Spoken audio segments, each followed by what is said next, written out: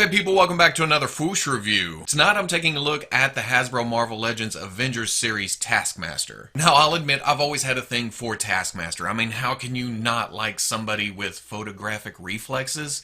Who wouldn't want to be able to, just watch something and then be able to do it exactly? And even though this classic version doesn't hold my attention as much as the Udon version from Agent X, I've still always liked the design. I mean, it's just wacky. Why would a dude with these powers wear a white hood and a skeleton mask and orange and blue? And so when the Udon redesign came along, I thought, ooh, that's nice. I mean, it still fits the skull motif, but it's more utilitarian. But I still like Barney overall, and that's why this is one of the few figures I picked up from this wave. Looking at the packaging, it's your standard Marvel Legends packaging. Window shows everything in the package. I dig the purple, then the yellow background for the Avengers wave. On the side, we get more of a modern take on them. Kind of that scary mask, while still having the classic costume. I don't know this one as well as either the classic or especially the Udon version. On the back, pretty promotional shot, a bio for Barney Toastmaster. The rest of the figures in the wave. Down here's the warnings. The unreadables probably says something like, does not actually mimic other figures. On the other side, same picture. On the top, Avengers logo. On the bottom, legalese, UPC. And while I have a pretty good idea of what this figure's about, I'm still interested in seeing how it works overall, how he looks. So I'm going to get into that. And there we go. And there we go, all out of the package. And while there's some frustrating things here, nothing out of the ordinary for Marvel Legends.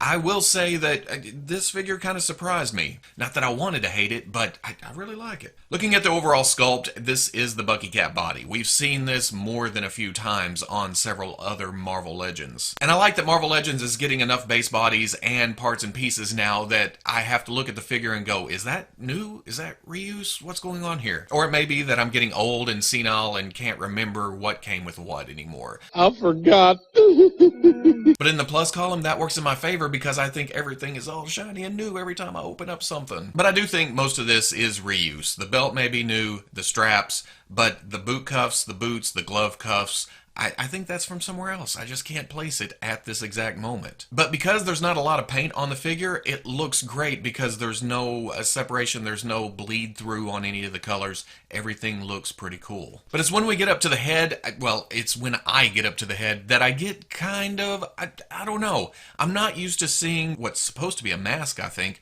I'm not used to that being straight up bone color. I'm used to seeing white, at least in the classic version. Maybe some shadow coming down over the eyes, not just a big blatant skull. But seeing like that makes me want to see the hood and the cape in tatters, I think I've seen that somewhere. But I'm not taking away from the sculpt. Well, I will take away one thing. It looks like he has no nose. It's kind of flat. It makes it look less like a mask and more like he actually has a bone head for a skull, for a mask, for a head.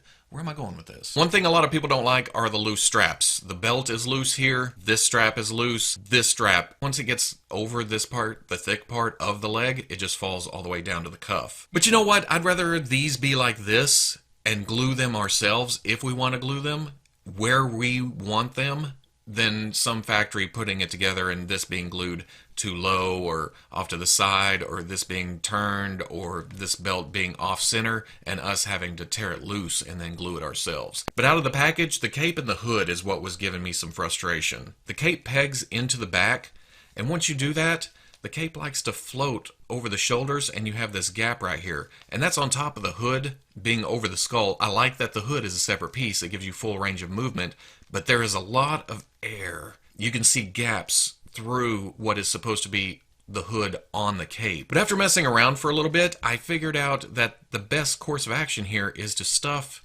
the hood under the front strap of the cape. Now that helps close it up a little bit. It helps hold the cape down to the chest. It just makes everything look a lot better. This part right here seems to want to stay behind the cape.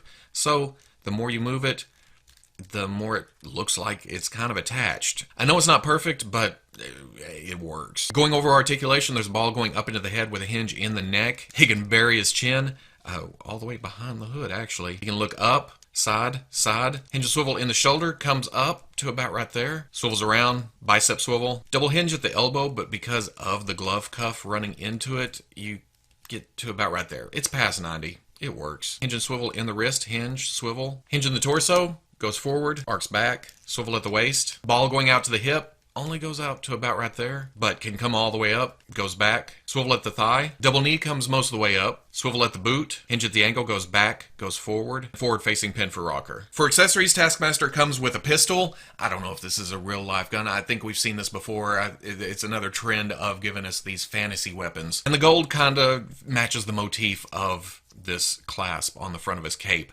but having a gold gun for a mercenary, it's just kind of he holds it really well in his hand, trigger finger in the guard and everything, or it goes into the holster on his hip, and that fits in there beautifully, as if it were made for it. He also comes with a sword. This looks familiar too, but like I said, I'm old. I don't remember where this came from, but it seems to match my mental image of what Taskmaster carries. It came out of the package with a bow to it, so I'm gonna have to heat that up, straighten it out a little bit. But that goes in his hand fairly nicely, even with the trigger finger on there. Or you can slip that down into the back of his cape, and it holds there. Not bad. And then he comes with his shield. It's just, well, what I would assume is just a flat Captain America shield, but with Taskmaster's logo tampoed on the front of it. And on the back of that, it has the clip for the arm, or you can switch that over to a peg, even though you're not going to peg that anywhere unless you take the cape off. But the clip goes on the wrist, it holds there, it looks pretty great. For comparison, here he is with the older Marvel Legends Deadpool. I don't have the newer one yet.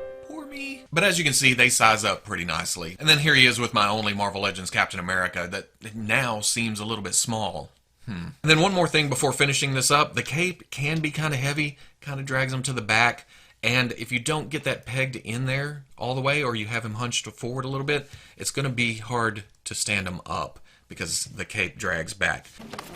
But if you stand him straight up and get the peg fully into the hole, get him like this, touches the ground right there, so it kind of acts as a tripod or to help stand it up. But that's just for neutral stances. Once you get them into action poses, it doesn't help as much. But at the end of the day, it's a hell of a neutral stance. I mean, he looks awesome standing there. Still not my favorite version. I would love that perfect Udon version. And I know we got a Taskmaster, was it last year? Year before last, the Red Skull wave, I believe it was. But that costume was more animated style with an extra Udon head with it.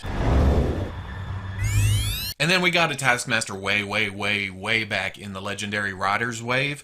But that one always seemed kind of weird, like a skinny body, his head was big, his gloves were big, his boots were big. I think this one fixes all of that. It's not my perfect version of the skull, though. I may try to paint this white, see what happens with some black shading up at the top, or search for a different head. I don't know. But otherwise, the body, the gloves, the boots, the shield, the sword, the gun, everything works as a classic Taskmaster here. This is going to look kick-ass on the shelf with Deadpool or the Avengers, or wherever else you may want to stick it. Not there. Get your mind out of the gutter. And for $20, that's a hell of a deal. So if you like the review, comment, like, subscribe. I'll catch you on the Fwoosh.